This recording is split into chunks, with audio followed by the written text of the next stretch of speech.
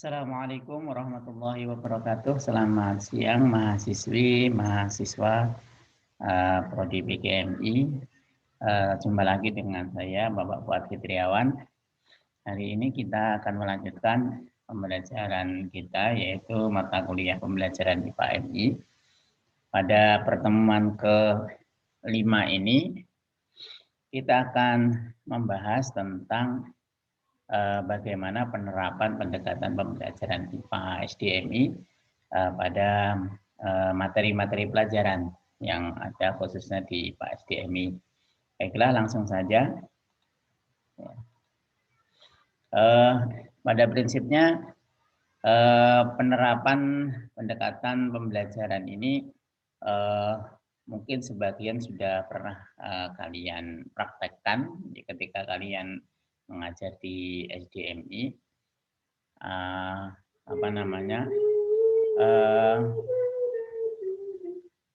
Kalaupun memang belum pernah dipraktekkan atau mungkin sulit membayangkan, nanti kita bisa share ya contoh-contoh daripada praktek pendekatan pembelajaran yang ada di sini ya yang saya jelaskan hari ini. Oke, langsung saja. Jadi yang pertama adalah pendekatan lingkungan. Pendekatan lingkungan itu merupakan suatu pendekatan di mana objek yang kita gunakan di dalam pembelajaran itu adalah lingkungan. Karena lingkungan memiliki maksudnya lingkungan hidup ya, memiliki apapun yang bisa kita gunakan di dalam menjelaskan suatu objek atau suatu teori tentang IPA. Ya, karena dalam lingkungan hidup itu semuanya tersedia sehingga tidak perlu kita mencari atau repot-repot membeli ya, sehingga dianggap praktis dan ekonomis. Ya. Terus siswa biasanya dalam hal ini akan lebih merasakan makna daripada belajar itu, sehingga akan lebih terkesan dan akan lebih fresh karena pada satu lingkungan hidup itu tentunya anak-anak akan melihat sesuatu yang di situ mungkin hanya ada pada bacaan atau bahkan melihat sesuatu yang sangat baru, sehingga mereka bisa sekaligus melihat dan sekaligus memahami gejala-gejala alam yang ada pada suatu lingkungan hidup itu. Ya. Nah, ada beberapa cara, teknik atau cara mengajar dengan pendekatan lingkungan. Biasanya kita menggunakan survei atau survei lapangan atau kunjungan lapangan ya, atau dharma wisata bisa. Kemudian kita bisa camping ya, camping berkemah atau field trip ya, atau karya wisata ya, atau dharma wisata tadi. Kemudian pendekatan lingkungan adalah pendekatan yang berorientasi pada alam bebas dan nyata seperti yang sudah saya jelaskan tadi. Ya, kita bisa praktik langsung ke lapangan. Ya, umpamanya kalau anak SDM itu nanti pasti akan suka diajak ke Jatim Park ya, Malang. Itu ada Eco Green, ya, ada Secret Zoo, kemudian ada Dino Park sekarang ya. Terus kemudian nanti akan ada lagi Jatim Park 5 itu di Malang itu yang ada kaitannya dengan itu khusus yang berkaitan dengan tumbuhan ya, tumbuhan itu ada, nanti akan ada lagi. Jadi itu akan sangat bermakna dan berkesan karena apa, tentu ada banyak hal hewan ya maupun satwa yang belum sama sekali pernah disentuh bahkan dilihat ya, belum pernah sama sekali di situ ada, sehingga akan sangat bermakna ketika kita berdharma wisata ke tempat-tempat tersebut ya, tidak tidak terus melulu ke sana, tidak, tapi di lingkungan yang lain seperti katakanlah di sawah, ladang ya, membantu bercocok tanam, membantu memetik buah, sayur, itu juga menjadi bagian daripada pendekatan lingkungan ya, bisa seperti itu. Nah, kelebihannya menarik ya, lebih bermakna, kemudian lebih nyata, lebih kayak informasi akurat, jelas ya di situ. Kemudian lebih komprehensif, ya, lebih aktif siswa di sana nanti ya. Kemudian banyak sumber belajar di sana. Kemudian siswa dapat memahami dan menghayati apa-apa yang menjadi gejala lingkungan atau aspek-aspek kehidupan yang ada di lingkungannya. Ya, kekurangannya apa? Ya, karena kita di lapangan karena tempat terbuka ya, terbuka lebar, maka kita perlu berteriak di sana. Maka biar tidak habis suaranya, maka harus menggunakan mikrofon. Ya, tenaganya harus ekstra, harus sehat. Ya, jasmani, rohaninya harus sehat, tidak sakit. Ya. Kemudian model pembelajarannya harus dibuat menarik. Ada role playing, ada game, sana ya. Nah, di sana itu bisa menjadi apa namanya satu cara agar apa namanya pembelajaran nanti menarik. Cuacanya harus baik. Kalau cuacanya buruk ya tentu itu tidak akan bisa terlaksana. Ya, biasanya di lapangan itu konsentrasi audien kurang, konsentrasi siswa ketika diajak ngobrol itu kurang karena apa? Mereka selalu ingin melihat ke kanan ke kiri, kemudian melihat apa namanya itu apa namanya melihat, pengen segera melihat lingkungan sekitar. Maka jangan terlalu banyak diskusi ketika sudah sampai di tempat. Diskusinya kalau bisa sebelum sampai di tempat, ya seperti itu. Contohnya ini, kelas 3 semester 1 itu ada satu tema yang disebut makhluk hidup dan proses kehidupan. Nah, apa namanya? Dengan menggunakan pendekatan lingkungan itu kita bisa melakukan ini ya. Silahkan nanti dibaca sendiri. Ya, menjelaskan tentang lingkungan sehat, lingkungan yang tidak sehat itu seperti apa ya. Lingkungan yang tidak tercemar, kemudian lingkungan tercemar itu seperti apa itu dijelaskan. Kemudian mendemonstrasikan tentang adanya debu ya di lingkungan, asap mungkin atau zat-zat lain, atau langsung menunjukkan ke satu lingkungan di mana di situ ada yang namanya limbah ya. Terus kemudian menjelaskan tentang apa namanya lingkungan tercemar sekaligus melihat bagaimana bentuk-bentuk lingkungan yang dianggap tercemar ya. Seperti itu. Kemudian itu tadi yang pendekatan lingkungan. Kemudian pendekatan STM atau sains teknologi, sains lingkungan teknologi dan masyarakat ya. Beberapa penerapan dalam kegiatan pembelajarannya diantaranya adalah percepatan perubahan ilmu pengetahuan teknologi itu sebagai alasan penggunaan pendekatan STM ini ya, atau saling temas ini. Ya, kemarin sudah saya jelaskan bagaimana percepatan perubahan teknologi 10 tahun terakhir itu handphone itu awalnya tidak seperti yang kita pegang sekarang dalam bentuk Android. Dulu belum pernah terbayangkan akan terbentuk seperti ini kan. Jadi sangat cepat sekali, hanya dalam rentang waktu 10 tahun. Kita bahkan tidak akan bisa menebak 10 tahun ke depan itu apa yang akan berubah dari teknologi informasi ya yang ada dari sekarang yang sudah seperti ini. Nah, kemudian pengalaman intelektual atau emosional dan fisik. Jadi hasil belajar optimal itu perlu apa namanya juga dipaparkan pengalaman-pengalaman intelektual dan emosional dari guru. Jadi disitulah nanti seorang guru harus memiliki pengalaman yang mendalam tentang sains dan teknologi agar bisa nanti diceritakan minimal ya kepada anak-anak. Kalau toh tidak bisa diceritakan, ya memberikan stimulasi kepada anak agar menceritakan pengalaman-pengalaman intelektual mereka. Ya. Kemudian penanaman sikap dan nilai sebagai pengabdi. Jadi pendekatan STM itu bisa apa namanya dengan menerapkan sikap nilai sebagai pengabdi. Artinya mengarahkan siswa pada kesadaran keterbatasan manusia itu sendiri, kemudian keunggulan manusia itu sendiri apabila dibandingkan dengan keterbatasan dan keunggulan ilmu pengetahuan dan teknologi. Ya, bisa seperti itu. Ada 4 macam penerapan STM. Ya, menyadari hubungan yang kompleks antara ilmu, teknologi, dan masyarakat, mengerti dan mampu mengadaptasi diri dengan berbagai perubahan besar sebagai akibat perkembangan iptek serta dampaknya bagi masyarakat ya. Kemudian mampu membuat keputusan yang tepat mengenai penggunaan teknologi dalam masyarakat.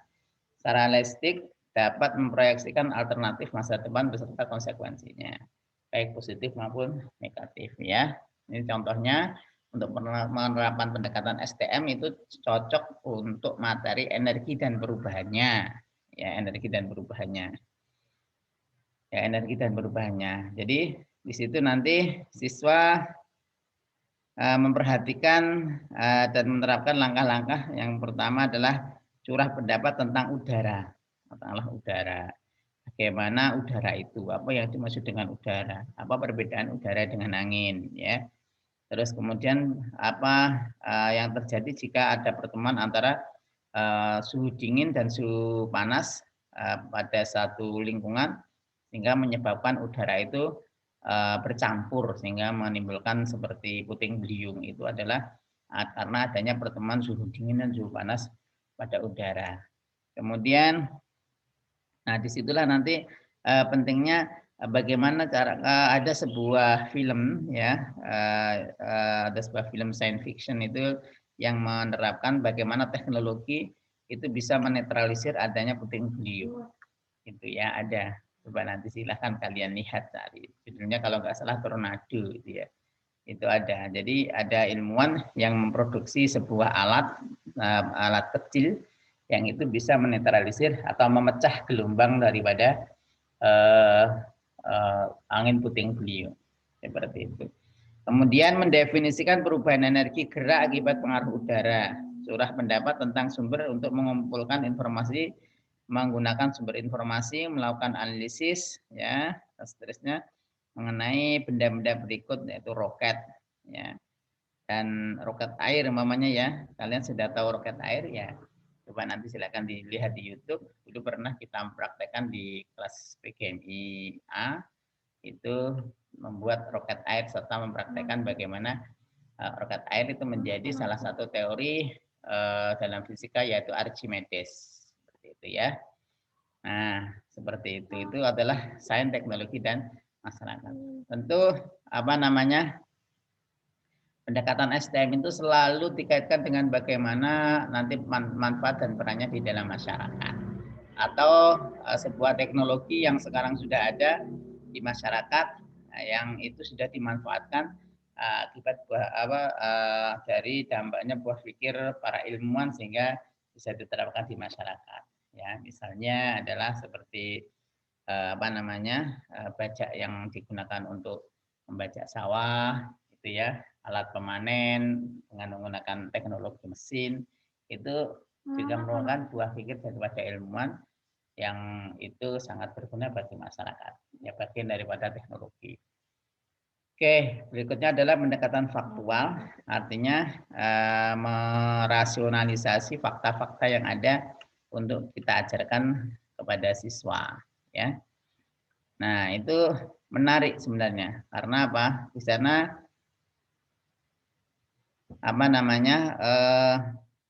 kita bisa memberikan contoh-contoh tentang informasi ya yang ada kaitan dengan ilmu pengetahuan atau IPA, dan kita berikan informasi itu kepada anak didik kita.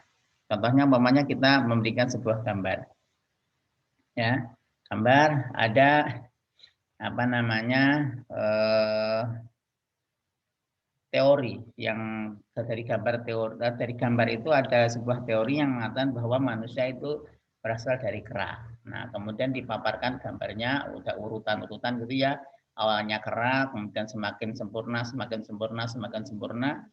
Awalnya kera itu berjalannya bungkuk, semakin tegak, semakin tegak, akhirnya berjalan tegak sempurna yang itu persis seperti gambarnya manusia. Nah, di situ kemudian guru memaparkan bahwa manusia itu berasal dari kera.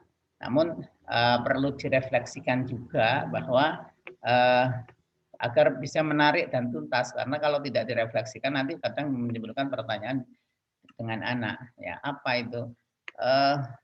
Bahwa antara teori yang sudah dipaparkan itu ternyata di dalam Al-Quran itu juga tidak ada. Artinya ada perbedaan pendapat antara teori dalam Al-Quran dengan teori yang dipaparkan oleh ilmuwan yaitu Darwin itu atau Charles Darwin itu. Kalau dalam Al-Quran bahwa nenek moyang manusia adalah Nabi Adam, tapi kalau di dalam teorinya Darwin nenek moyang manusia adalah kera. Itu kan tidak sinkron. Maka di situ guru harus benar-benar bisa merefleksikan, membuat pemahaman siswa tuntas agar nanti tidak terpotong-potong. Ya, itu adalah contoh pendekatan faktual. Oke. Contohnya ini makhluk hidup dan proses kehidupan yang sudah saya jelaskan tadi. Contohnya adalah asal-usul kehidupan manusia. Oke, lanjut ya. Langsung saja. Konseptual.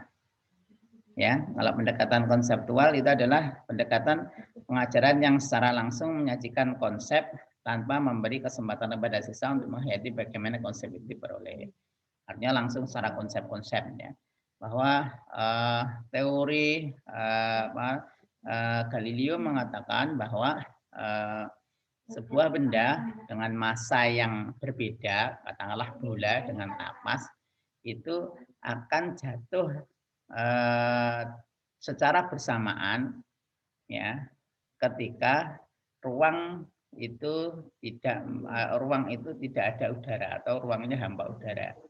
Nah, itu teori itu sudah dibuktikan oleh para ilmuwan ya.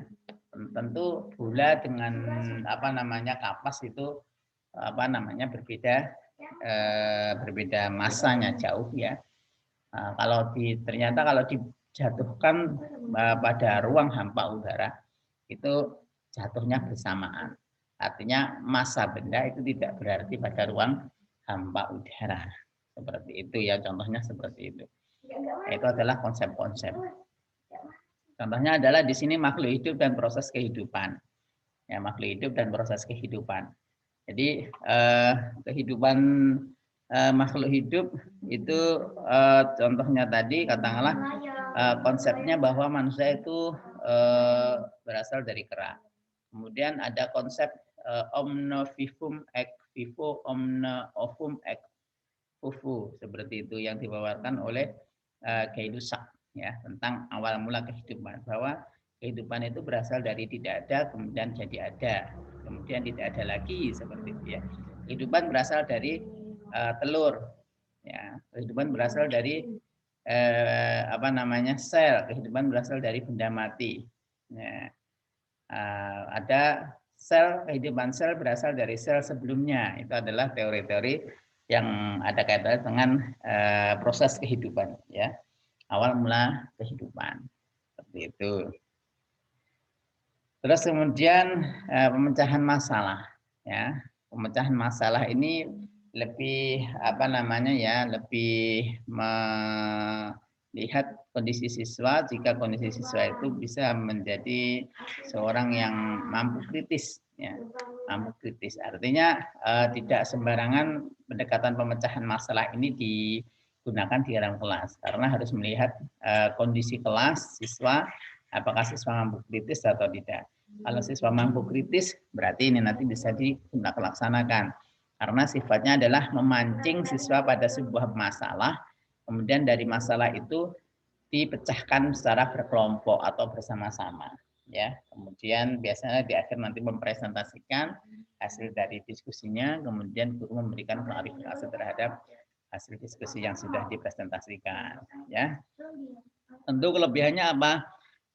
Terpusat pada masalah. Jadi permasalahannya seperti kenapa saat ini umpamanya kita melihat bahwa cuaca yang ada di musim kemarau ini seakan-akan selalu berubah-ubah, bahkan lebih sering terjadi perubahan yang drastis selama 1 minggu panas, kemudian seminggu berikutnya hujan, kemudian minggu berikutnya panas, hujan, kemudian suhu dingin dan seterusnya. Itu apa yang menyebabkan? Maka itu adalah masalah ya, bisa menjadi sebuah masalah. Kemudian siswa mendiskusikan, guru memberikan semacam stimulasi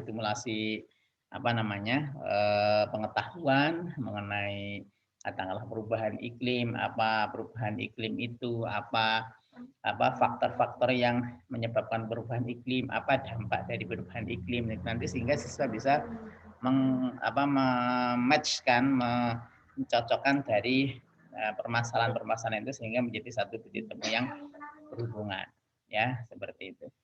Jadi singkat, inovatif, ya mengarahkan, lebih sistematis, terpusat pada pribadi, memiliki ukuran.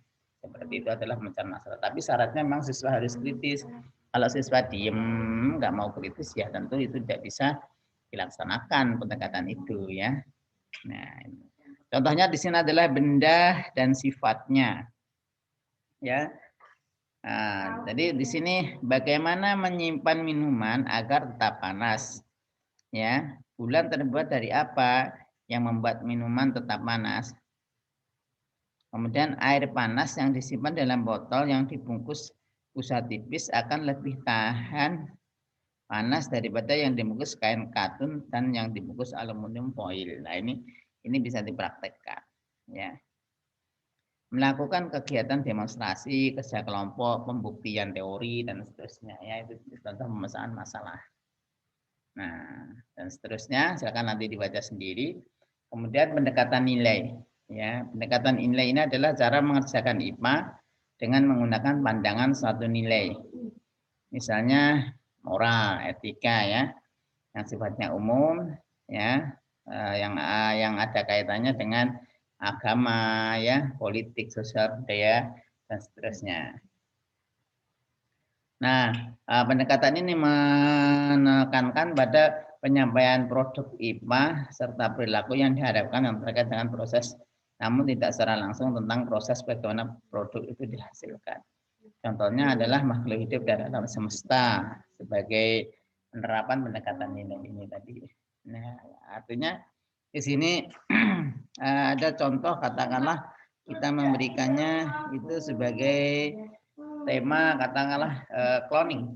Apa itu cloning? Bagaimana penerapan cloning? Prosedurnya seperti apa? Nah, apa saja yang bisa di-cloning? Manusia bisa, hewan bisa, tumbuhan juga bisa. Lalu bagaimana kalau manusia di-cloning? Pokoknya semacam itu.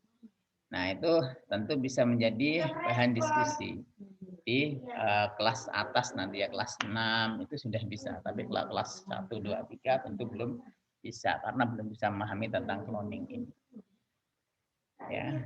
Terus kemudian pendekatan inquiry berbasis penemuan atau penyelidikan masalah. Ini biasanya berbasis project, ya, mengamati secara berkelompok maupun individu sehingga nanti itu menghasilkan sebuah hasil project atau data yang itu nanti bisa disimpulkan oleh siswa dalam kelompoknya atau siswa secara individu, ya. Ini pendekatan itu, artinya risetnya. Katakanlah sekarang contohnya adalah sekarang banyak pestisida yang digunakan oleh petani, ya. Ada pestisida untuk membasmi tikus, ada pestisida membasmi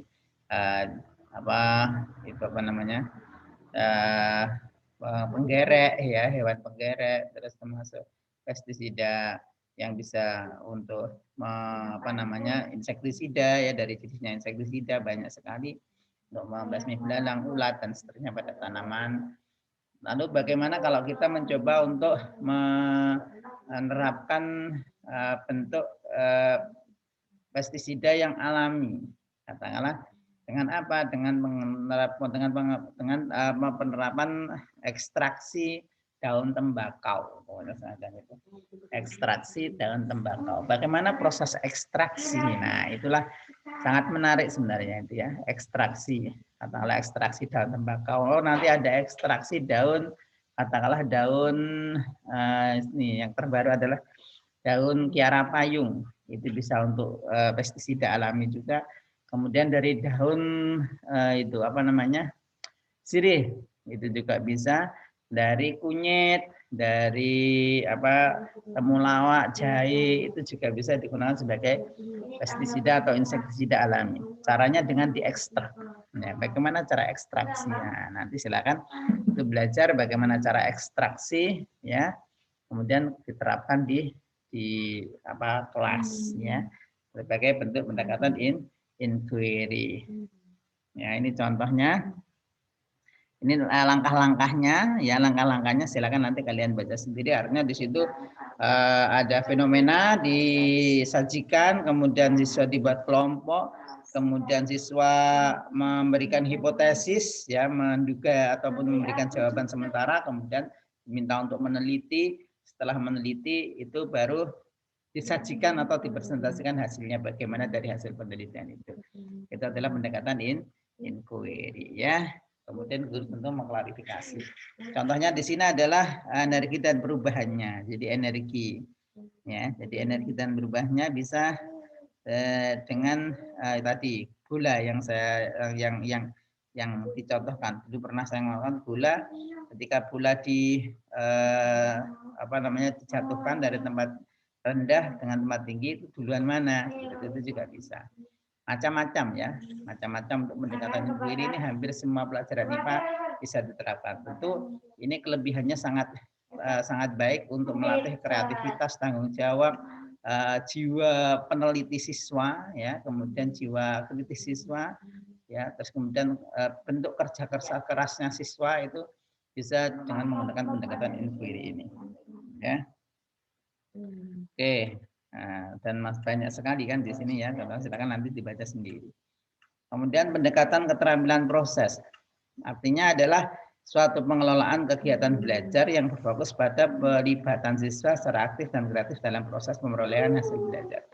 Keterampilan proses ini berarti siswa lebih ditekankan pada bagaimana mereka berproses, bagaimana mereka dalam belajar itu memiliki rasa tanggung jawab, kerja keras, ya, memiliki jiwa sosial yang tinggi, kerjasama, ya, kemudian bisa menghasilkan sesuatu dari hasil kerjasama itu. Namun yang dinilai bukan hasilnya, tapi prosesnya ketika mereka mau melaksanakan tugas yang diberikan oleh guru, ya. Pelaksanaan proyek bisa dinilai sukses jika kelompok itu bisa melaksanakannya dengan secara bersama-sama, ya, secara bersama-sama. Tidak yang sebagian sungguh-sungguh mengerjakan, yang sebagian santai-santai tidak ikut mengerjakan. Itu berarti tidak ada keberhasilan dalam keterampilan proses. Jadi maksud dengan keberhasilan nanti di dalam keterampilan proses jika semuanya bisa berjalan, bisa dikoordinasikan, bisa kompakkan mulai dari awal sampai akhir, sampai ketemu hasilnya. Jadi tidak menargetkan bagaimana seberapa besar, seberapa tinggi tingkat keberhasilan, tidak, tapi seberapa tinggi tingkat proses yang telah dilaksanakan. Itu adalah keterampilan proses, ya. Seperti itu. Ya, ini yang kemarin saya sajikan, ya. Keterampilan proses dasar itu seperti ini, ya. Jadi siswa mampu melaksanakannya dengan sungguh-sungguh bersama-sama ataupun individu, dan itu bisa dilihat prosesnya, kan ditargetkan seberapa besar hasilnya tidak. Kemudian yang terakhir adalah pendekatan sejarah. Ya, tentu seperti yang sudah saya katakan kemarin, ilmu pengetahuan dan teknologi atau ilmu pengetahuan alam juga tidak lepas dari sejarah. Bagaimana kita memaparkan banyak sejarah para ilmuwan, bagaimana para ilmuwan itu menemukan angka 0, ya, ilmuwan Islam, ya, Al-Khwarizmi itu juga perlu dikenalkan kepada anak. Bagaimana ilmuwan menemukan rasi bintang, bagaimana ilmuwan menemukan bentuk histologi manusia atau bagian tubuh, menggambarkan bagian tubuh dalam manusia. Ibnu Sina itu, ya. Kemudian bagaimana ilmuwan menemukan mikroskop, bagaimana ilmuwan itu membuat sebuah teori hukum alam, teori Galileo Galilei, teori Archimedes, teori termodinamika, dan seterusnya. Teori atom yang sekarang itu ada, atau teori sel yang sekarang baru-baru belum lama ini dicetuskan, atau teori DNA, itu juga merupakan bagian dari sejarah. semuanya selalu terkait dengan sejarah. Maka ini juga penting dikenalkan kepada anak agar apa? Anak benar-benar memahami, oh ternyata semua ini ada asal usulnya. Oh dulu seperti ini, sekarang seperti ini. Sehingga mereka nanti memiliki stimulus, diharapkan memiliki stimulus bahwa suatu saat ke depan akan mereka akan mampu berimajinasi bahwa hal ini bisa dikembangkan menjadi lebih baik, yaitu ini. Katakanlah ada anak bangsa yang dulu kita melihat bahwa lampu itu dari berbahan bakar minyak, kemudian bisa beralih menjadi listrik, balon, neon, namun cukup besar energinya dengan tingkat keterangan yang tidak terlalu baik. Kemudian anak bangsa menemukan yang namanya LED, ya lampu LED. Lampunya praktis, tahan lama, energinya sangat irit dan tingkat terangnya sangat tinggi. Itu LED. Ini yang menemukan anak bangsa. Ya seperti itu adalah sejarah. Maka penting untuk memberikan motivasi ya tentunya kepada anak agar mampu berusaha keras untuk pantang menyerah di dalam mengembangkan ilmu pengetahuan dan teknologi. Ini ya, ini contohnya energi dan berubahnya. Seperti yang saya katakan tadi ya. Oke, saya kira itu saja yang bisa saya sampaikan. Silakan kompetensi ini dikerjakan paling lambat adalah minggu depan. Terima kasih. Wallahul muwaffiq ila aqwamit thoriq. Assalamualaikum warahmatullahi wabarakatuh.